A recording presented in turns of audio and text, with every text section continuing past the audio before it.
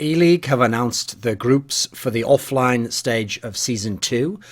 And so we have all 16 teams put into 4 groups of 4 teams. And there's a different format this time. They're using the GSL system now. So it's much like most tournaments you've seen. It's going to be like best of ones. And I think the decider's best of 3. So standard kind of format like you might see at a DreamHack, for example, as opposed to the format they used last season rather. And I'll actually bring the groups up on screen here while I talk about them, so you're not just having to remember what I say.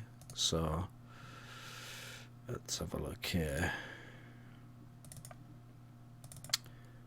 because Group A was, I'll start reading them out as I bring them up. Group A was Mouse Sports, Cloud9, FaZe, and Immortals. So here we go. Group A, there we go, starts October 21st and goes to the 22nd, so Friday and Saturday, 10 p.m. TBS Eastern Time. So we've got Mouse Sports number 1, Cloud9 number 2, FaZe number 3, Immortals number 4. Those are the 4 teams in Group A. Now, Group B is the one that's Virtus.pro, NIP, G2, Echo Fox. Group C, Na'Vi, Astralis, Attacks, and SK Gaming. And that leaves Group D. Group D is Fnatic, Envious, Team Dignitas, and Optic Gaming. So, okay, well, first and foremost, I'll use this graphics again in a minute, but for now I'll leave it. So, first and foremost, I noticed actually there was some confusion. Like, what people tend to do when groups are released is the first thing they do is they just react to the names they see on screen. So sometimes a group can have a crazy set of names in the group, but actually some of those teams might not be in form or might not actually have the same players as they did at the last occasion. And so people just react to that. And then what they nearly always do is they hunt for the group of death. So famously, this comes from the World Cup, etc. You look for the group where it's like there's 3 teams who probably should be in the playoffs, and so one of them can't make it out. I mean, a famous example of this, obviously, was the Group D at ESL 1 Cologne, where it was SK Gaming, best team in the world, Fnatic, like 2nd or 3rd best team, G2, like 2nd or 3rd best team, and then FaZe, like, you know, solid top 10 team. And so obviously in that group, G2 didn't end up getting out. It was actually SK and Fnatic. So people look for that initially. But what you've got to always ask yourself before you look at how crazy the groups are is, how is this group system put together? Because you should ask yourself, no matter what the results are, do you agree with the system of how they've put the groups together? And do you like that? Then look at the results and see if there's something ridiculous. Try and work backwards. Like, is it actually using a reasonable system? Therefore, maybe it's my own bias. Like, for example, I think this team's better than their offline performances are. Or I think with this new player, they're going to be better. Is that what you're doing? Because in that scenario, I don't think it's reasonable to make seeding off the fact that you've added a player and they're probably going to be super sick or something like that. I don't think you can make very good seedings based on that. And you have to, in theory, punish teams when they've lost players. Now, the way the groups were decided here is actually very simple. So what I'll do is I'll bring up this graphic again, and I'll just show you in an instant how all 4 groups were composed. And it's actually very easy to understand. So let's have a look. Top line of each group: Mouse Sports, Virtus.pro, Na'Vi, Fnatic. They were the top 4 teams in Season 1 of ELEAGUE. Next line: Cloud9, NIP, Astralis, Envious. Those were the teams who made it to the 5th to 8th position. They made the first round of the playoffs and went out there. FaZe, G2, Alternate, and Dignitas were the 4 teams who qualified from Europe for this. They've just randomly put one of each of the 4. And then Immortals, Echo Fox, SK Gaming, and Optic were the 4 Americas region teams who qualified. So actually, they've just used a very simple pool system where it was not that dissimilar to how they work it in the majors, where top 4 gets a number 1 seed, and then 5th to 8th gets a number 2 seed, and then how you decide the other 2s is always the teams that qualified.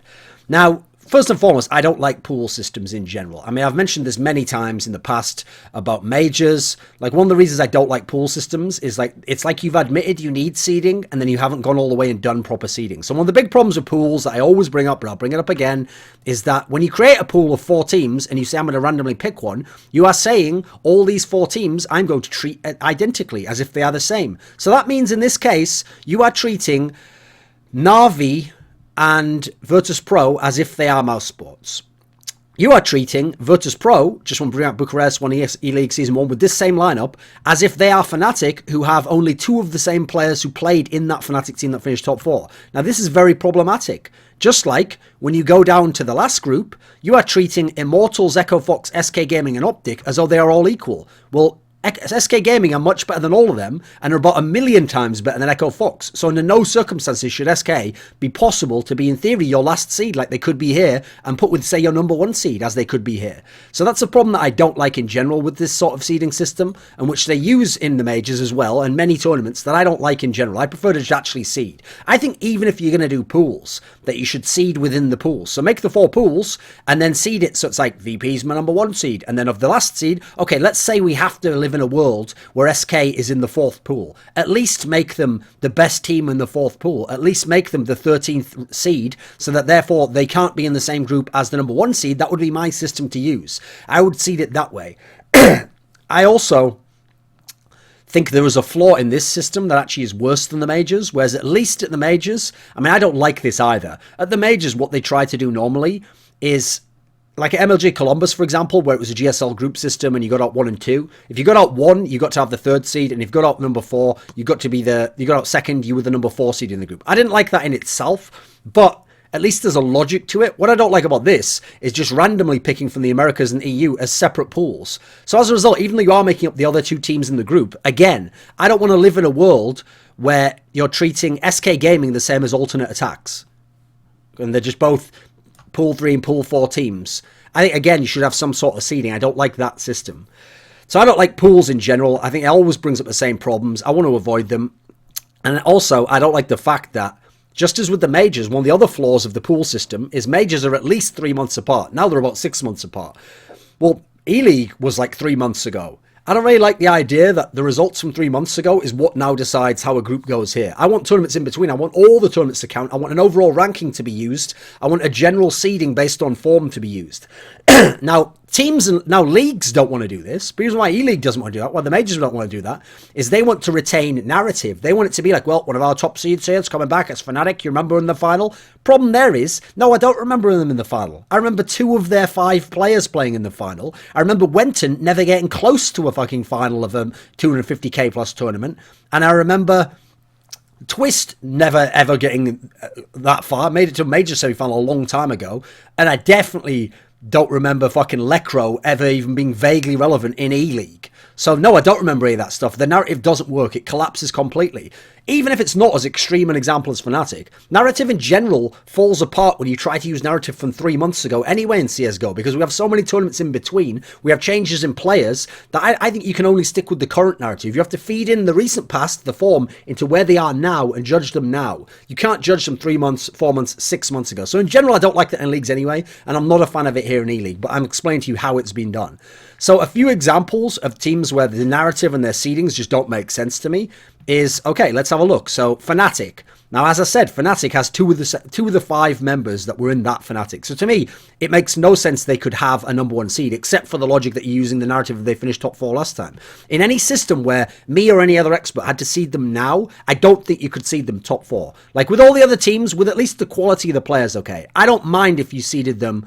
Like, I wouldn't go crazy if you seeded them, like, 7th or 8th in this tournament and said, right, well, I'll at least give you the credit. You have got Olaf Meister, you have got Dennis, you have got some good players at least. I'll give you, like, 7th to 8th seed. I might even seed them lower, personally. So that's an example of where other people will talk shit on this seeding system and the problems that ELEAGUE's got, where they've got their own flaws with how they've decided to do it. But if it was me seeding it, I wouldn't have Fnatic in the top placings, because they've never done anything offline. They're a brand new team. They've essentially accomplished nothing. It's not even the Fnatic of old. In fact, God sent the Fnatic of old to some degree.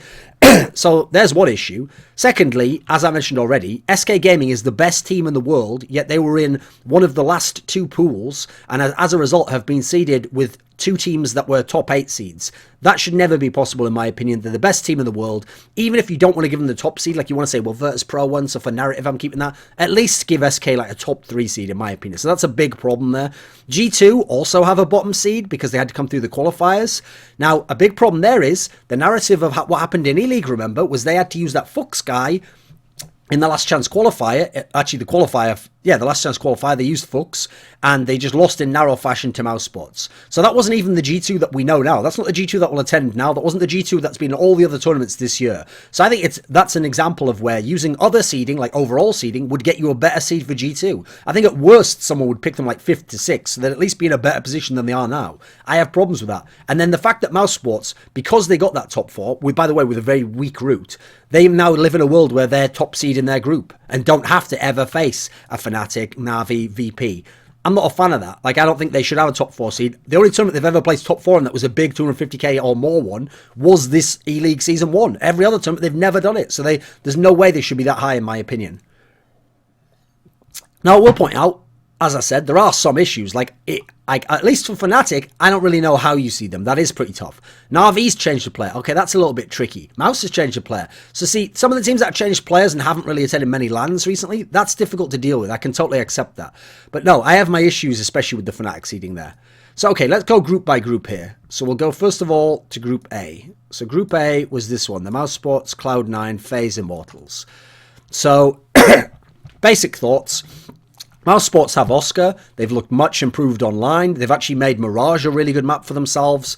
So this is a team where I think that's actually very interesting. I want to see how they'll do. And in this group, I don't think it's unreasonable to say if they do well in this group, they can win this group. This is a very winnable group for them. They still have Nico, they still have Oscar. So in my opinion, they have the 2 best players in this group. And the other teams there are very beatable. Like, I think Immortals can give them a good run, but this is a great group for them. It hasn't got any, for me, of the like elite teams in it. It hasn't got a VP, hasn't got an SK, hasn't got a Na'Vi in. These are all teams where actually Mouse can get out in first place. The seedings help them out here. Immortals are actually overall the favourite in this group in my book. Like, I think Mouse Sports can do a lot of great things, but I have to see them offline. Immortals, even with Zeus coming in, doesn't look like they skipped the beat there. They've, if anything, just improved a little bit. So I think Immortals are a really good all-around team. I think that they should win this group overall. I think this is a great matchup of teams as well. I think they could beat every single one of these, depending on the map draw. Cloud9 have impressed recently. They really have. Like, I actually look at the lineup, and I still think Skadoodle and Shroud are playing like complete shit. But I look at the rest of the lineup. The rest of the lineup's working, and this is actually now a pretty well-rounded team. I do think map pool is going to be a problem for them, and I do think their lack of tactics is going to hold them back. Like, I think they might be only going to the level they're at now or a little bit higher, but it's certainly exciting. And in a group like this, everything to play for. In theory, they could lose to nearly all these teams, and they could pretty much beat. I mean, in theory, it's best of 1. All these teams are in best of 1. And a best of 3, I'd take Immortals and maybe Mouse to beat them. I don't know about Mouse. I haven't really seen them play offline yet. Now, in terms of FaZe, like, it's true, FaZe have the mad aimers where they can at least go in best of 1 against these teams, but FaZe's map pool is still way too small. Teams are going to be able to ban out part of it. Then you've got to add in the fact that FaZe just shows no cohesion as a team. Their tactics aren't good enough. And they're famous now for winning the first game of the group and then losing all the rest, losing the decider, and never getting out of group stage. They haven't gotten out of group stage this year. So I don't think they're going to get out here, because actually this sort of group's the nightmare group for FaZe. What's funny is you're thinking to yourself, yeah, but they could beat each of these teams if the right thing happens. Yeah, you're right. Whereas the difference is if they played some other teams like a VP, I don't think they would beat VP. Here's the difference, though, is that if FaZe plays all these teams, let's say they do get an upset against Mouse Sports, yet then they can still lose to Immortals and Cloud9 and then lose to Mouse Sports again. So their problem for FaZe here is this group's about consistency, and that's exactly what FaZe don't have. They'd be better if they were in a group that had one really sick team and then the others were like beatable teams. Then they don't have to get the upset over the really sick team. Here, they're going to have to really be consistent over like 2 or 3 games. So I don't see it happening. I don't think FaZe can get out of this group. Now let's go to Group B. So Group B was the one that was the Virtus.pro group. Now, Virtus.pro, sure, they had that big slip-up at Star Series that was absolutely inconceivable. They did win ELEAGUE Season 1 in insane fashion. They were very dominant at Bucharest. Sure, Dignitas almost got them, but Dignitas matched up well in terms of maps there. And ultimately, I love the fact that Neo was back in form, and so it's like Neo and Snack show right now. It doesn't have to... Also, Bialy had a good tournament, but in general, now Neo's actually getting some sort of consistency. We'll have to see if he can still do it, but I do actually think that they are in a good position in this group. Now, the downside in this group for them is that they've got a really tough group here for a number 1 seed, or a top 4 seed. They've basically got NiP and G2. Now, I would put VP, NiP, and G2 probably all in my top 6 in the world, and yet 3 of them are in this group. So the problem here for VP is there's a really good chance you can get upset here. With that said, I still think VP will make it out, especially if it's a best of 3 decider. So I think their consistency and quality should get them out of the group. But I certainly think that, for example, G2 could win this group. Now, NIP, obviously, we're assuming this is with Pyth playing, Pit, not Makaleli, so it's not the same team that was so dynamic and so exciting at Star Series and won in incredible fashion. So as a result, I'm still feeling like NiP's going to have some issues here, and actually I favour them not to get out of the group. I think that VP and G2 should be the teams that will get out, but NiP have always matched up very well against G2, and that is always a great game. And we know NiP, in theory, on paper at least, matched up well against VP. We know in ELEAGUE Season 1, VP inexplicably dominated on Dust 2, but in theory, NIP matches up map-wise against VP pretty well, and matchup-wise, thinking historically. So I think NiP have their chances here. I think they should be one of the closest teams that won't get out and will end up third, but I think it will be G2 and Virtus.pro. Echo Fox, I think, are completely fucked here. They have no chance whatsoever. I think that even if they got a single map upset, they can't get out this group against this competition. Thinking from the point of view of a specific team, Echo Fox, I think, is in the worst position of every team in the tournament here, because they don't even have any chances here. Like G2, VP and NIP are three of the only top teams that are bringing their identical lineup from the first season and from the rest of the year. So it's even harder for Echo Fox. It's not like other groups where maybe you can get a fluke over Na'Vi while they're adapting to Simple. That's not going to happen in this group. Now G2, like I said, I don't think they got to show themselves fairly in Season 1, because unfortunately the last chance qualifier they played with Fox, who has no experience at Tier 1 level, instead of their real lineup, and they still almost made it past Mouse Sports, but narrowly lost thanks to Nico getting like 108 frags over 3 maps. So I think G2 is going to be much better here. I think G2 is one of the teams that they're certainly up there as a favourite for this season. Group C is the Na'Vi Astralis Attacks SK Gaming group. So the names sound crazy here, but if you actually look at who they are right now, it's not as crazy as it seems. It's crazy in as much as the best team in the world got Na'Vi and Astralis and two top seeds. But once you take that out of the equation, so okay, first and foremost, this is a tough group for Na'Vi actually. Like Na'Vi overall, I still think when they get it together, they will be a favourite for big tournaments. So they can win this tournament. Certainly, they're a team that if they get it, they've got the talent. I think they might be the most talented team in this tournament right now. With that said, this is a tough group because Astralis and SK Gaming, I do think can both beat Na'Vi. Like, I actually would pick SK to beat Na'Vi, but I also think Astralis can upset them, especially when you consider some of the maps that Astralis recently has been getting better on. Like, their Overpass is getting back to being insane again. Their Mirage is getting up there. So I certainly think they can go head-to-head with Na'Vi on those maps. At the moment, I'd probably favour Na'Vi to get out, so it'd be SK and Na'Vi who get out first and second. I do think, though, that Astralis' form has improved over and over the last couple of tournaments, the last few months online as well. So I think that they're gradually getting it together. Their big problem is they still haven't figured out the skill thing, because they've got a really good team in terms of overall skill level, but people like Dupree have dropped off too much. Kirby's still getting integrated into the team. Device is very good, but they still haven't quite figured out that identity. Now, if they can crack it in this group, then certainly a team like Na'Vi with a brand new player like Simple is vulnerable to potentially being upset at this point. And since SK is there and you expect SK to clean everyone up, you can in theory just get through in second if you can beat Na'Vi. Now, Attacks, I think, have zero chance. It is absolutely, in my opinion, essentially functionally impossible for them to get out. Sure, in theory, they could get a best of one upset, maybe two, but in terms of what is realistically going to happen, they're not going to get out of this group. Every team in here can beat them. Every team in here should beat them. I don't see any reason why Alternate Attacks would get out of this group. SK Gaming should win the group. I still think they have an insane map pool. Also, you look at the teams they're going against. This is ideal. So we know Na'Vi bans Cash. Well, that's actually SK Gaming's ban. So SK Gaming can even float a ban against Na'Vi. So, okay, Alternate Attacks look decent on Dust 2. SK Gaming, Dust 2's their 5th map, and they still school kids on that map. Okay, Astralis likes to play Overpass today. Well, guess what? SK Gaming is the best Overpass team in the world. So I think this group actually is, even though it looks really tough, because in theory Na'Vi and Astralis can each have upset potential against SK, I actually think the matchup and how the map pool goes is really good for SK here, and they should win this group. Now then, let's go into... Oh, and by the way, for Alternate Attacks, the only reason they're here is they played on the internet and somehow they got in Godsense part of the bracket. Everyone else would have beaten them. Group D. Fnatic, Envious, Team Dignitas, Optic Gaming.